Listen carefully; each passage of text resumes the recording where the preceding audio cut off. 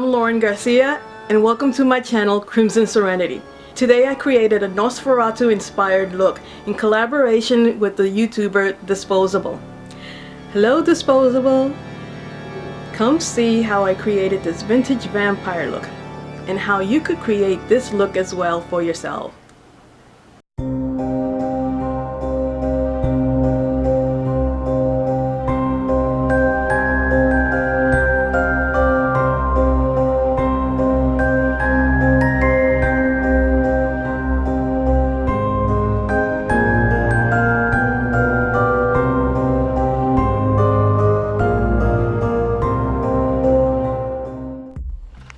Nosferatu is a highly influential 1922 silent horror film.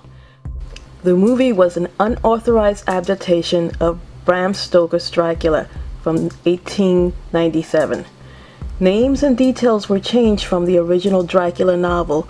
For example, the word vampire was changed to Nosferatu, and Count Dracula was changed to Count Orlok.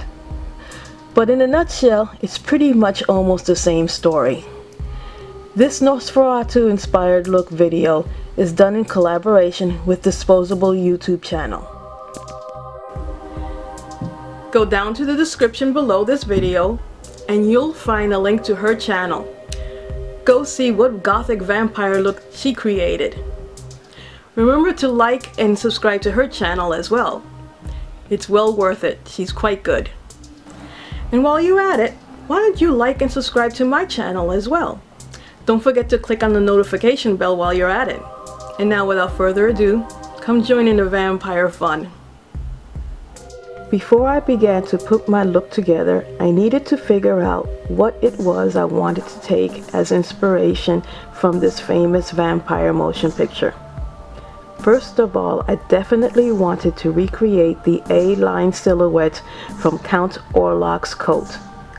I also wished to have the wide collar, and I was heavily attracted to the horizontal lines in the front closure of his coat.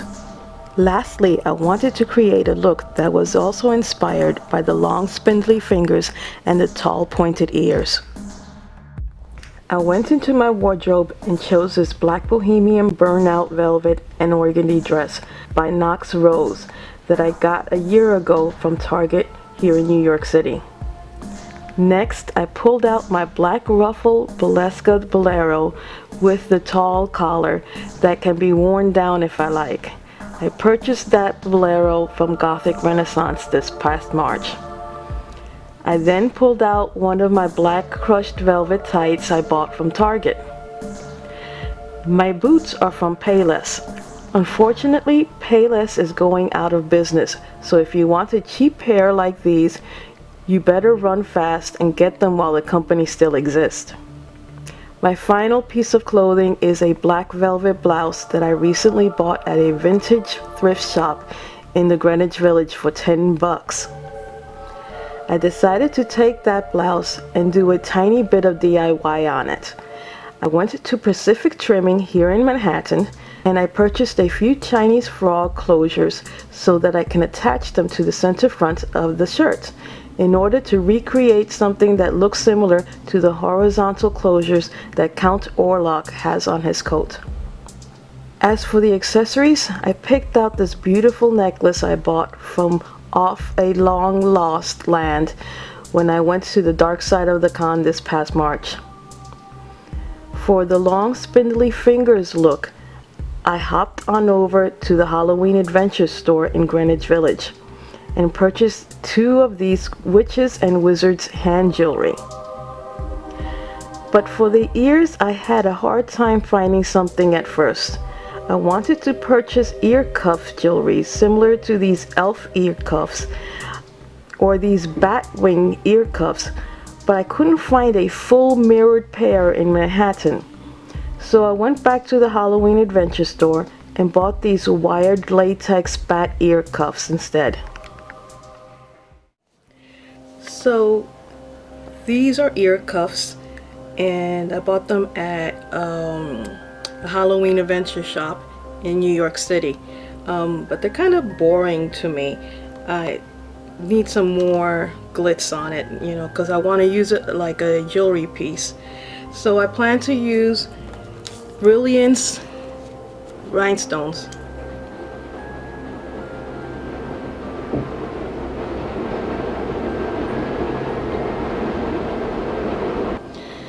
So I plan to use Brilliance rhinestones. They're a dupe for Swarovski crystals, and they're really great. They're far more inexpensive than Swarovski crystals. I can't pronounce the name right. I could never do that.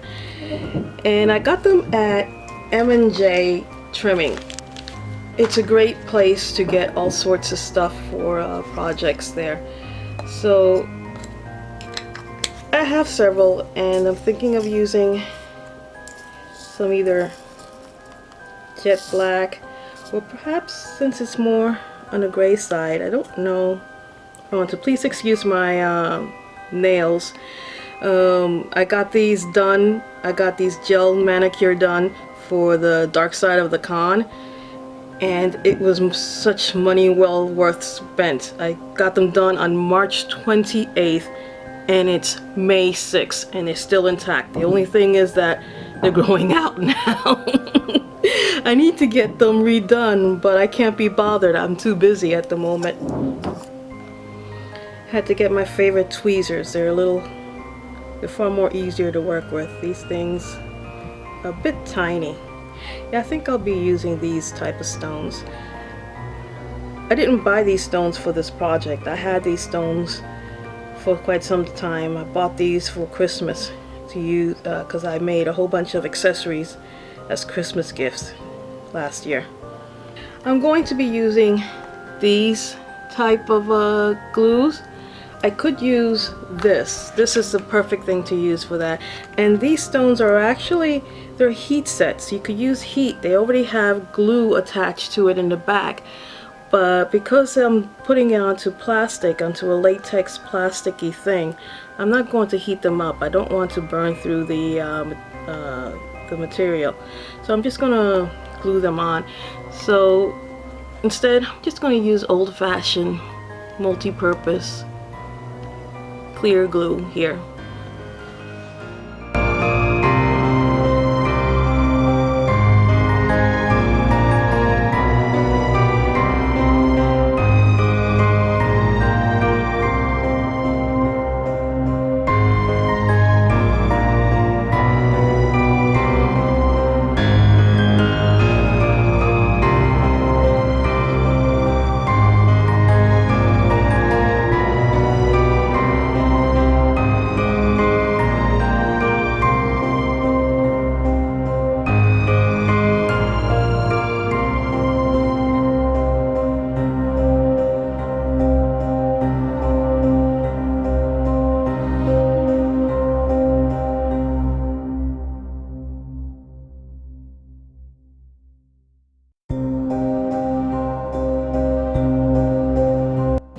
And now it's time to add the Chinese frogs to the blouse.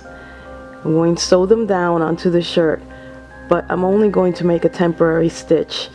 And I definitely plan to leave the buttons on because I want to reuse this shirt. I really like it, but I don't want to leave the frogs on. I want to be able to remove them.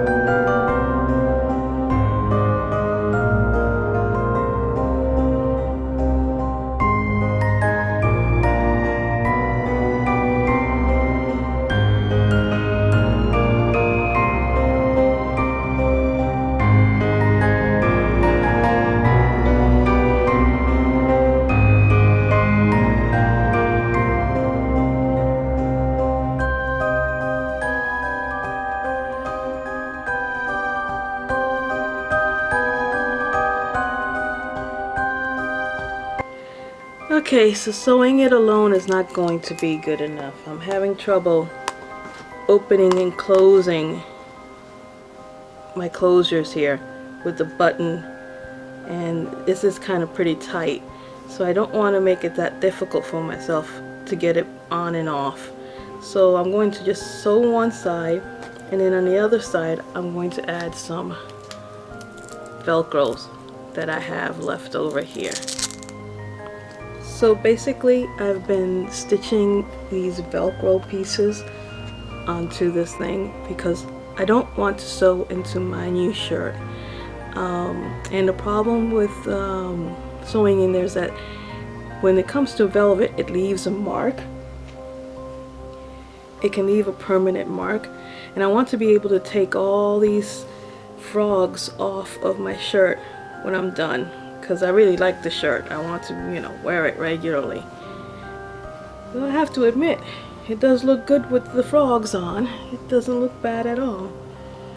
So what I did was I just stitched a temporary little Velcro right onto the seam of the flap where the buttons go, and then I stitched the stitched the Velcro onto the frog. This one has a full stitch here, but I just stitched it right along here, and then all I have to do is, after I button up, just Velcro it right over the button, and you can't barely see the button at all. So I have 2.5 more to go, and then I'll be done.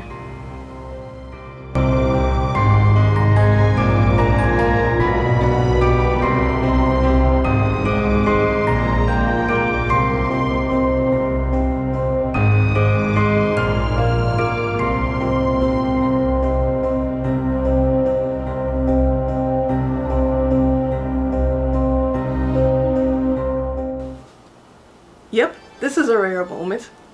Bare face as the day I was born.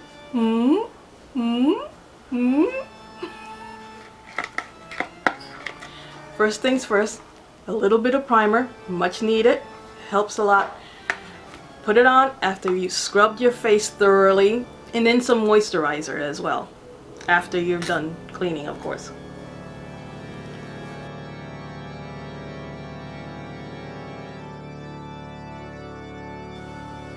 I have the most trouble around my nose. It's extra dry there.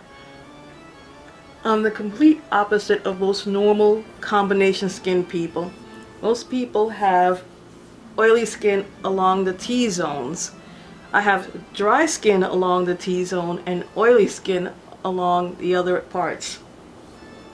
Always been a weirdo. Revlon Colorstay.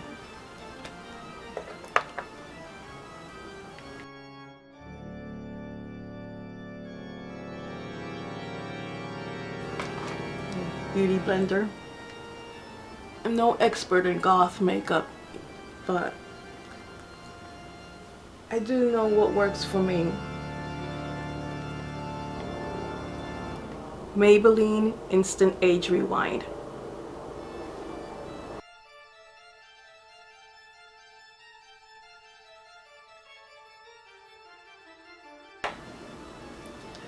Revlon Colorstay Powder.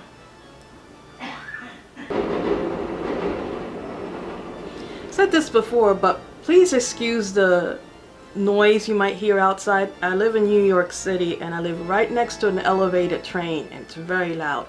Plus I have very noisy neighbors. So if you hear anything, ignore it.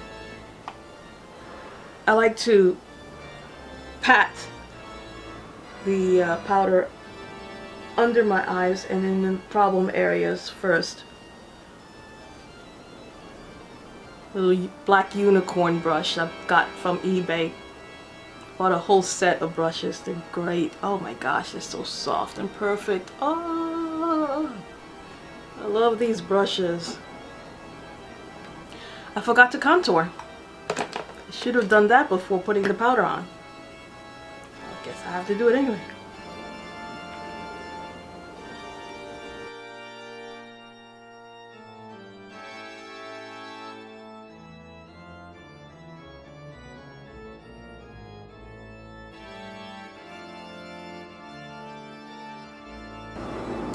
I know it looks crazy, but it works.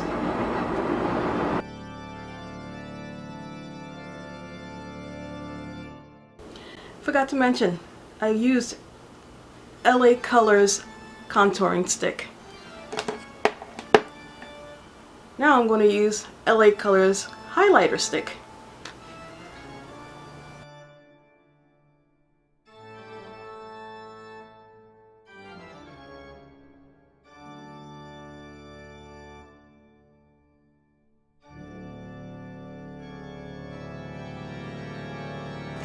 I'm going to start my eyebrow with Benefit Goof Proof Eyebrow Pencil. Eyebrows take a lot of finesse. It takes a lot of practice. At least it did with me.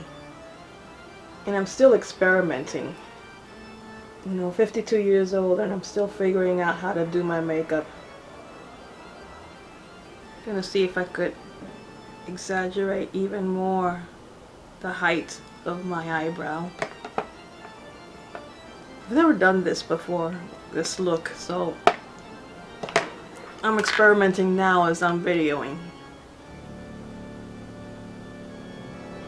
Okay, Dad's gonna start cooking dinner tonight, right now, so if you hear a lot of clanging and banging, that's Dad in the kitchen. I'm going to try to exaggerate my eyebrows even more with the e.l.f. eyeliner marker, but in the color coffee.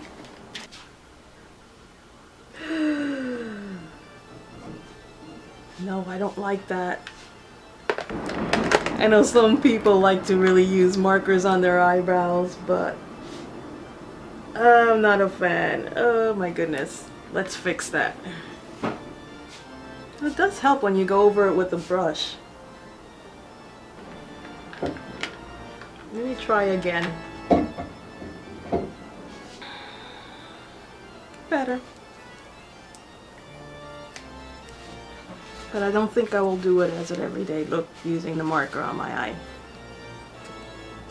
The eyeliner marker. I'll stick to the Benefit Goof Proof pencil. I like that the best. So now I'm going to use a NYX Jumbo pencil. I'm going to smear it around my eyes and then blend it out with the brush. The blending brush. It looks horribly messy at first, but once you blend it out, it looks kind of, you know, decent. I'm also going to go underneath because Nosferatu had a lot of dark lines, but that was because it was the 1920s, the movie.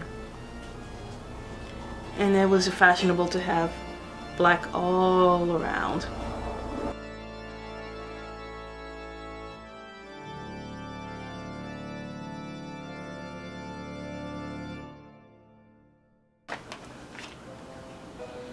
Going to add this new product that I bought at the dark side of the con from Baby Bat Beauty, and it's in the color of Alter Ego.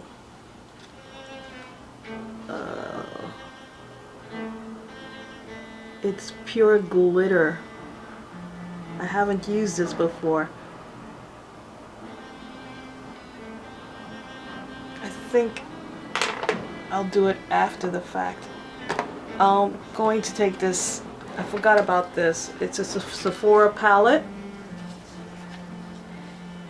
and I'm going to use this gray first.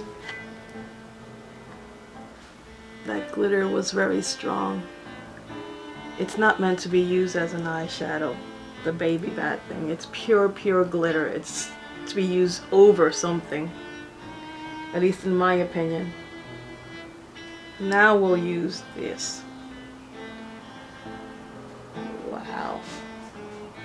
Kat Von D's Alchemist Holographic Highlighter. I got a little mini version from Sephora. It's quite good, I love it.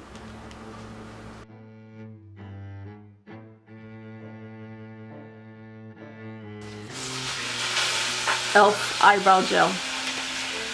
That's cooking. You can hear the sizzling. I do need a Scooby snack.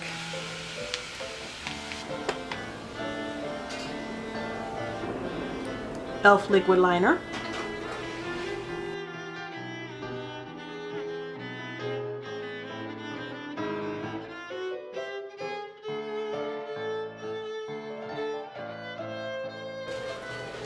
Maybelline Big Shot Colossal Mascara.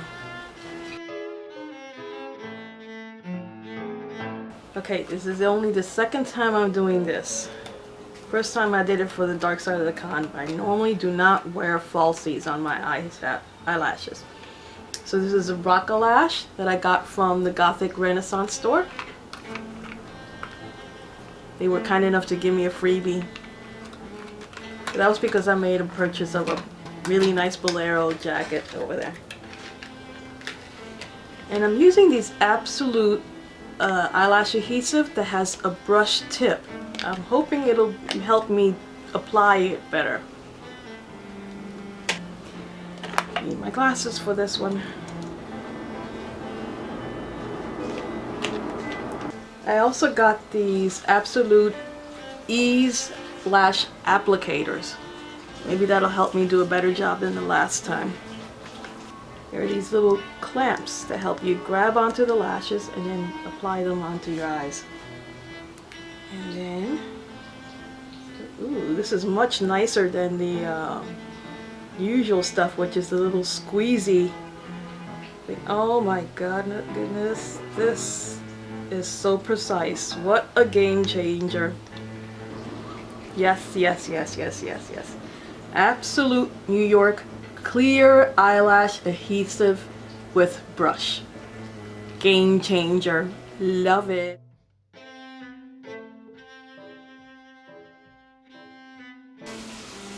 Wow, what a difference. This thing works too. How does my eyes look?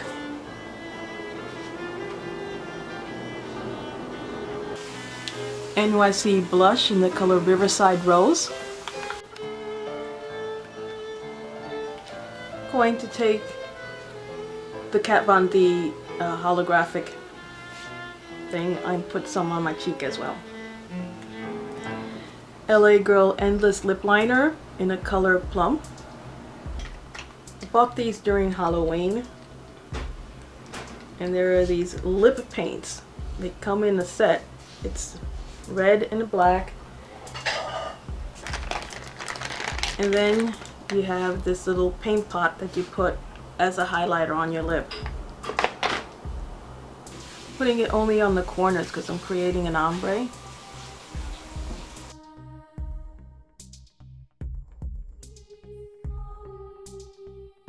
And then on top of that, I'm going to add Brilliance Effect lip gloss.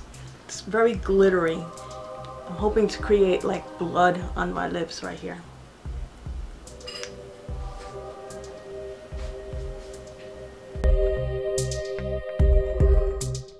Boo!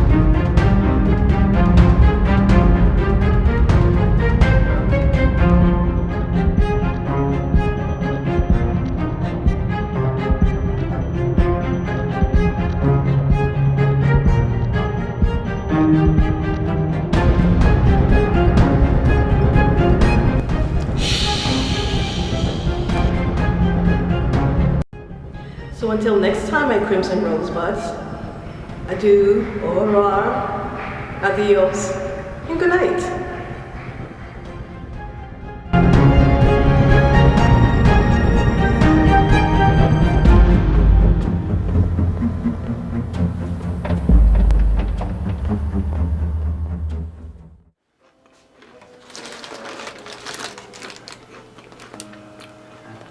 And I would have gotten away with it too if it wasn't for those pesky kids.